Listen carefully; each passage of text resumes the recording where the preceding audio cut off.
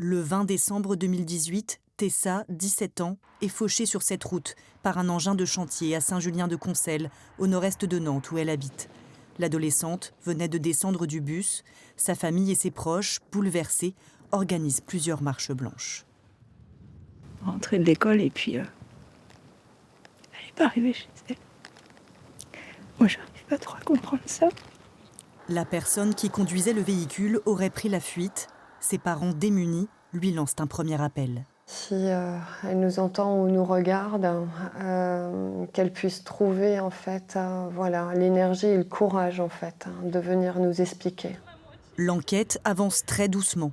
2 ans après les faits, une seule information parvient à la famille. Tessa a été renversée par un engin de travaux.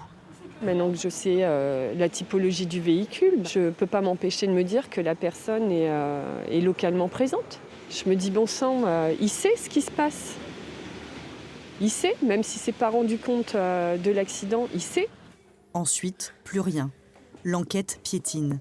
En avril 2023, coup dur, la gendarmerie annonce aux parents de Tessa que l'enquête est clôturée, classée, sans suite. Ça fait 4 ans qu'on a vu cette procédure en fait. Et puis après, on vous explique qu'il y a une démarche administrative pour récupérer les pièces du dossier. Et puis ça s'arrête là, quoi. Et là, c'est le vide.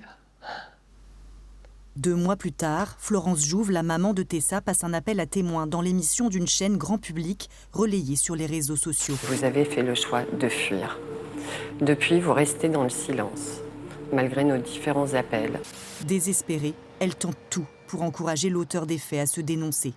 Suite à cet appel, un jeune homme est dénoncé par un proche, placé en garde à vue à la gendarmerie de Rezé, puis mis en examen. Ce qu'il déclare, c'est qu'au cours de cette soirée, il a percuté une personne avant de prendre la fuite. L'homme est d'abord placé en détention provisoire, puis sous contrôle judiciaire, avec interdiction de conduire un véhicule. C'est un poids en moins, forcément, mais c'est aussi notre étape qui s'ouvre, le côté judiciaire, qui va être aussi une épreuve pour nous. Octobre 2025, alors que la famille est toujours dans l'attente d'un procès, nouveau rebondissement. L'homme est à nouveau emprisonné. Il aurait été contrôlé alcoolisé au volant d'une voiture.